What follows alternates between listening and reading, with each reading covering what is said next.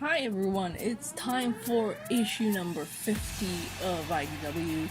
There have been, of course, more than 50 issues if you can count all the mini-series and stuff, but this is issue 50 of the main series, so we've been going for that long. I hope they keep going for even longer, but yeah, this is a milestone issue, so it's double the length of the usual comic issue that has 20 something pages. Well, this one has 40 something pages, which, yeah, understandable. I don't think that if they decided to do this fight that's gonna be going on in this issue in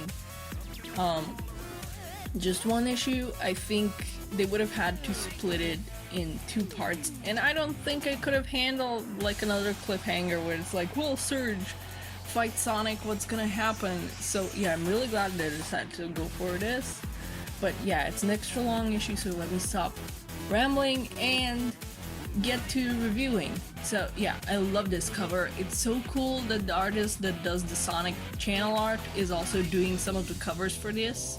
And since this is a milestone issue, it has so many cool covers. I'm pretty sure it has two entire retail incentive ones even, and rather than A and B covers for the covers, it has several. It goes all the way up to F, I think, I'm not sure, but yeah, it has a lot of covers, and I can't pick which one is my favorite. There's this one, there's a couple cool ones with both sides about to fight.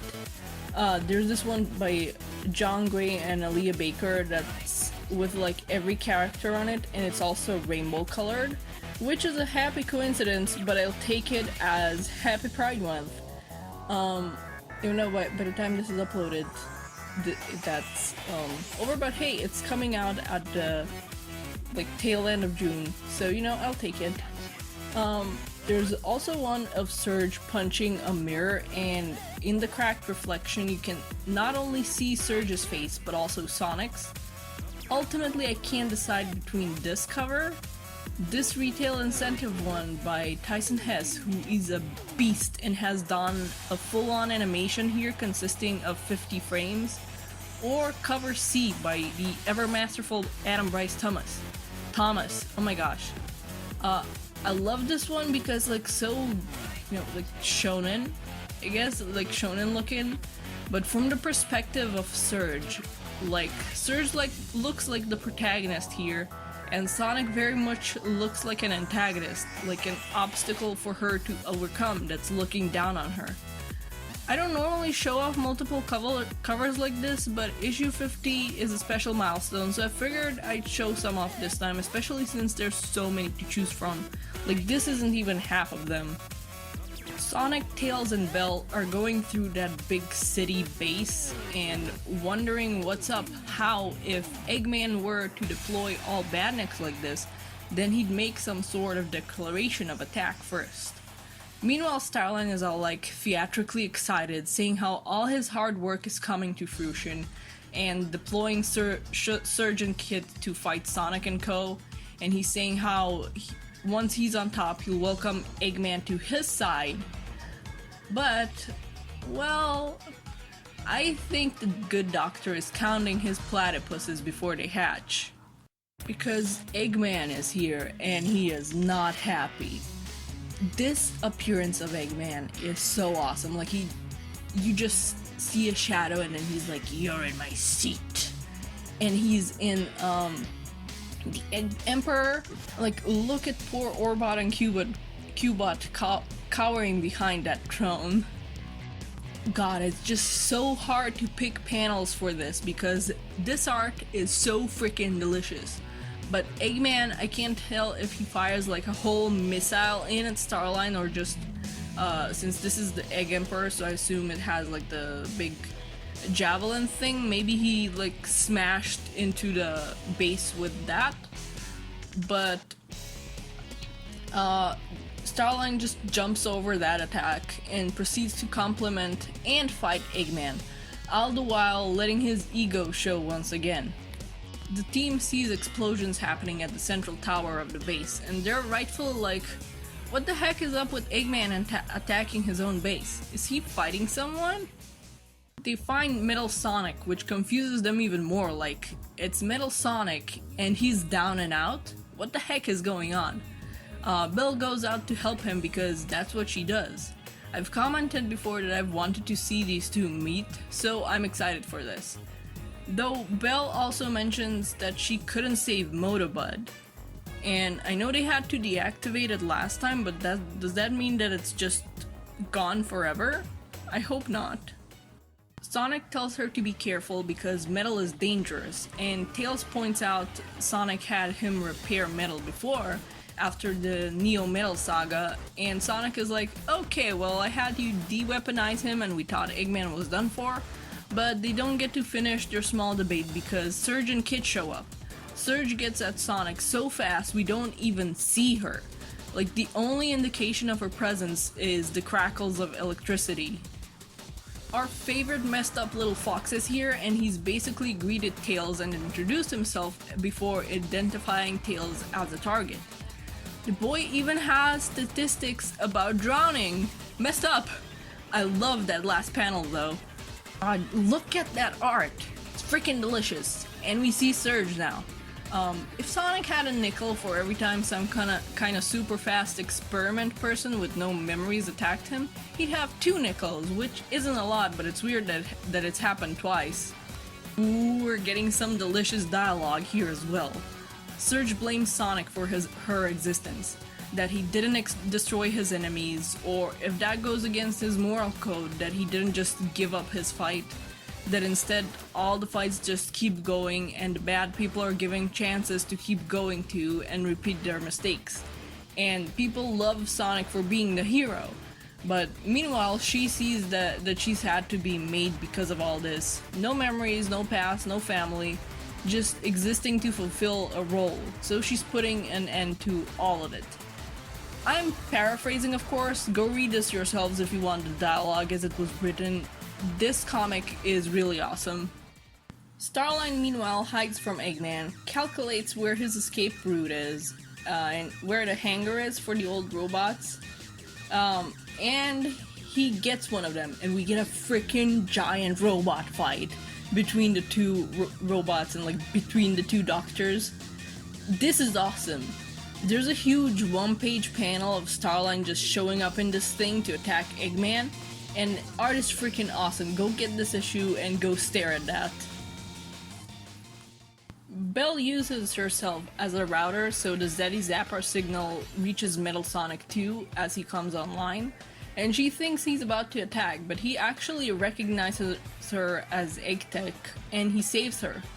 Well, the Badniks are obviously Egg Tech too, but they're currently hostile towards all the other Egg Tech, whereas Belle isn't.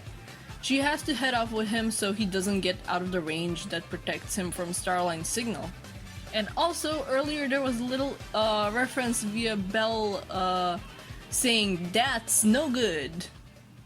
Tails ends up complimenting the control that Kit has over the water tech, and this gets to him a bit. Tails takes notice and starts trying to find some common ground and be nice to him. And some of this does get to Kit being someone with just such low confidence that never really got any compliments from either Starline or Surge. But right now he's reached the decision that he doesn't need friends. Once again kinda cementing that he doesn't see himself as Surge's friend, but as an asset. This poor freaking kid.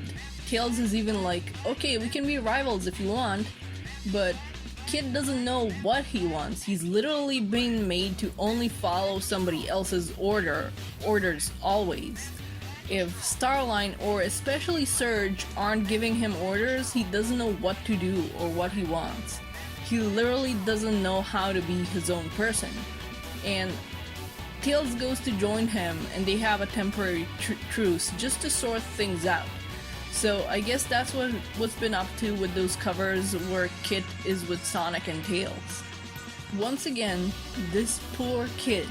This is something I theorized on before, I think, that Kit was more easily subdued and that his hate and anger are more inward and bottled up compared to Surge's more obvious and explosive anger. Like, he seemed unaffected by what had happened, but he really wasn't. They just have different ways of dealing with it. The writing done to show us this aspect of him has been excellent, and the art adds that much more to it. His outbursts, the way the water he controls comes out in jagged pillars along with it, and his fur bristling in anger, it just amazing stuff all around. Tails says that since they both want to stop Starline, they can do that together. And the truth seems to be holding up until Tails makes the mistake of mentioning Sonic. What Surge wants still takes top priority for Kit, and personally I think that he also holds a similar sort of anger towards Sonic that Surge does. Like, the idea that if it wasn't for Sonic, bad thing wouldn't have happened. Sonic and Surge are duking it out, and then they have this moment where they have a little talk. And Sonic tells her that he's seen people change before despite wanting to destroy the world, and how he won't just get rid of people without giving them a chance. And bear in mind, this is a Sonic that did see Eggman change, however brief it was, and even though it burned him in the end, it still, happened. So of course he wouldn't want to not give Surge a chance, having just met her. Surge shoots back though, like, why would she want to see a world that rejected her? And since she can't remember how or why she joined Starline, if she volunteered, it means that she had nothing good going for her. And if she was kidnapped, then nobody looked for her. It's a lose-lose situation in her eyes, though. I believe that neither happened. I am still of the opinion that Surge and Kit weren't really anybody before all this, and that Starline just made their bodies in the lab, since they both have Tails' DNA. So yeah, but she wouldn't know that. Surge mocks Sonic a bit more for giving her the freedom to choose to do what she wants, but the freedom to do what one wants doesn't mean that there's freedom from consequences. And this is honestly part of why I love Sonic. He's all for freedom, but if somebody uses that freedom to try and hurt people, then he won't just sit by and let them do that.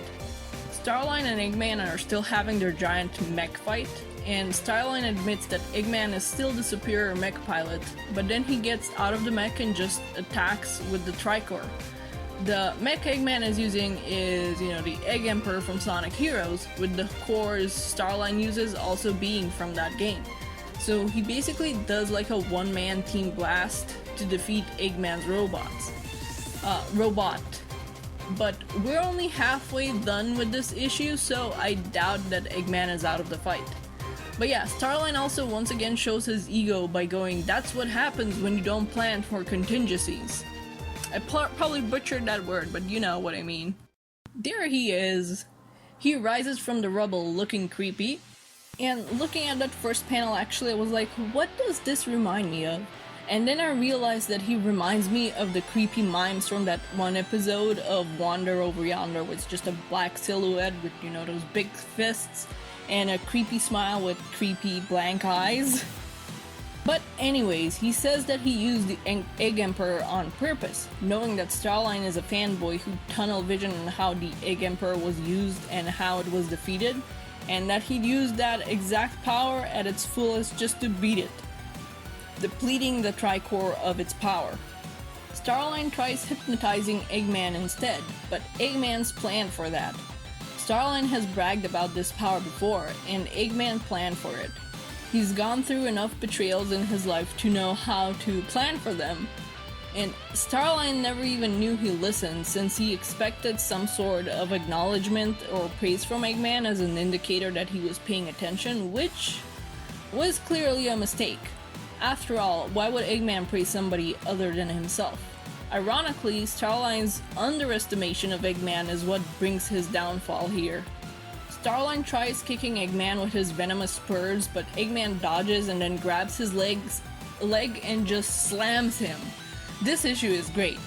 I know I've said before on here that Starline really needs to get his butt whooped, so this is great. I'm like, yeah, kick his butt! But also I'm rooting for Eggman. Like, this is great. It's kind of like when we got to control Eggman in Sonic Adventure 2. Like, you're just rooting for him to kick butt, even though he's the villain. Belle shows up and also calls Eggman her father, possibly for the last time, as she's ready to let things go. That letter she found from Mr. Tinker was what she needed for some closure, even if it was more bittersweet than just sweet. She tells him she's not here to fight and that she fixed Metal, and that she plans to fix other robots that he abandons. Though Metal has never been very expressive, I do like how he looks at her here. He looks almost perplexed, like he senses she's egg tech, but she looks very different from anything else, from him even. She's saying she's not with Eggman, but also she helped fix him and came with him. So Starline couldn't control him. I do hope that they get more interaction in the future. Eggman asks how she bypassed the control signal, and she says she used herself as a router. He's quite pleased and offers her a job as his mechanic. However, she refuses and Eggman leaves, giving his own goodbye in his own Eggman way, but by not causing her an issue for now, since she's not here to cause him issues. As Eggman leaves, Belle sees Starline, who's sat up, and the street above is caving in, and Belle tries to tell him to leave, but he's busy having a mental breakdown. All his plans that he thought so perfect and flawless are ruined. Every bit of his ego is crushed into dust, and I don't think he's even listening to Belle right now. He's completely lost to his own failure. And right after, the street comes crashing down right on him, and it's been mentioned that this is the end of Starline's arc. I don't know if this means this arc and that later down the line he'll have another one, or, well, if he's dead. I don't know, honestly. He's been quite a popular villain, so I don't know if they'd kill him off. And I guess time will tell, unless Ian Flynn outright confirms it. Kit, meanwhile, attacks with thinner strands of water and then runs out of ammo. He tries to gather some up, panicking over how Surge will be mad at him, and then Tails shuts off his pack, and Kit shuts down, and I have no idea if it's because of all the emotional and mental strain he was already in before losing, or if shutting the pack off also literally shuts him down. We haven't really seen him with it shut off before, I don't think. In future covers he is passed out, so I really wonder what's up. If he can be shut off, that's a big difference from Surge. I don't think Surge has no like pack or anything that helps her with her powers, so maybe because he's the sidekick he can get shut off. I don't know. Sonic and Surge are also still fighting, and then one of Sonic's counterattacks sends Surge towards this big chasm, but she manages to hold onto some debris. He offers to haul her up, but she refuses and zaps him one last time. Some more debris comes crashing down from above, and Sonic avoids it, but then Surge is nowhere to be seen, presumably having fallen. Though, given she's as fast as Sonic, we can't know if she jumped off and maybe used the debris to like bounce off and get away. But we also saw her survive being crushed by a robot before with like not even a scratch, so honestly, even if she falls down, I think she'll be okay. The gang meets back up and they each share what they know. Tails has brought the unconscious Kit with him and explains that they fought because Tails was trying to stop Sonic from fighting somebody, and Sonic explains that it was Surge and expresses his doubts that she survived the fall. Belle has come over with a Badnik and says she reprogrammed it to not attack Sonic and Tails, but that it was already friendly towards her beforehand. Badniks weren't friendly towards Belle before, as we saw in her first appearance, or maybe they were just hostile since she was with Tails and Sonic, but it's just as likely that it was because Starline was controlling all egg tech, and she counts as one of those. Anyway, she starts explaining that Starline is already gone, but then Eggman interrupts them. He's here to wish them a proper welcome to his city now that he's back in control. By attacking them, of course, and even he refers to Starline as the late Dr. Starline. So maybe he really is dead, but it could just be the characters assuming. I know Sega wanted to keep the Warp Topaz from being destroyed for potential future use, so maybe he'll get back to that. Or he's just dead. I don't know, honestly, I'm kinda stuck. On one hand, I like the comeback as a villain. On the other, I'm not sure where his character could go next. But also, it wouldn't surprise me if Ian Flynn has some kind of sneaky plan. But okay. Bit of an update. But I've understood that it's been confirmed that Starline is dead. Apparently there's been a Discord screenshot of Ian Flynn saying this, but like confirming that Starline is dead. But I've not personally seen it, and well, as of recording, I haven't seen the screenshot, so take it with a grain of salt. However, my statement stands on that last bit, that if he was coming back, I don't think Ian Flynn would outright tell us right now, and characters have been brought back before by popular demand. But I'm also still torn on it for the reasons mentioned previously. Anyway, this has been an amazing issue. What a milestone. The Starline vs. Eggman fight was awesome. I loved all the build up to it, including like the imposter syndrome miniseries. I've honestly wanted to see Eggman and Starline duke it out for a while. Like ever since Starline was like, "Oh, I'm going to take over the world and get Eggman on my side." The fight with Surge and Sonic was great too. She has all this rage and hatred for him, yet he just has no idea who she even is, since this was the first time they met.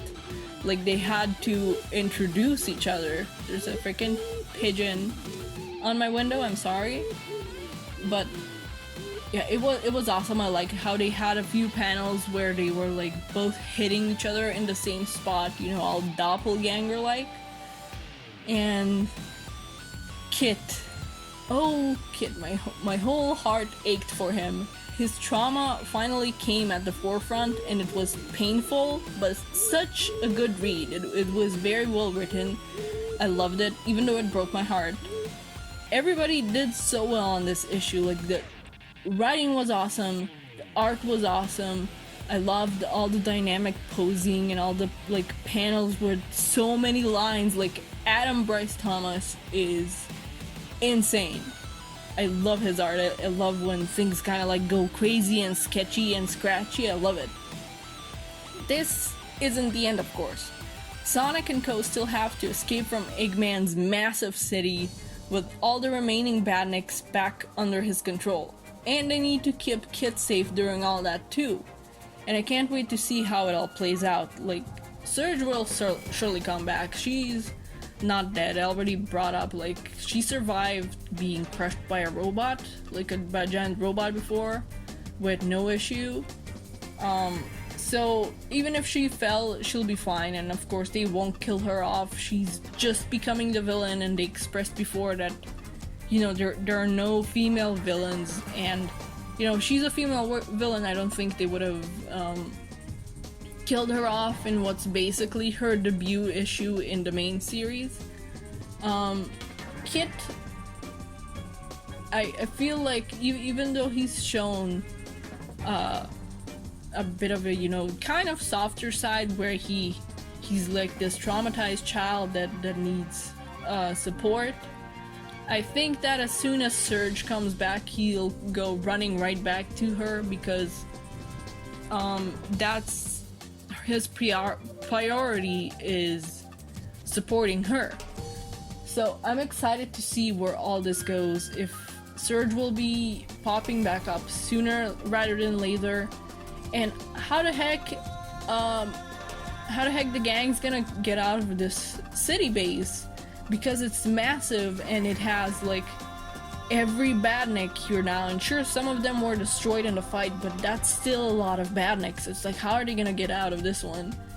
But yeah, amazing issue, extra long, thank goodness. It's been awesome to read and awesome to look at, but those are all my thoughts. And RIP Starline, I guess. But yeah, see ya when I see ya. Bye bye.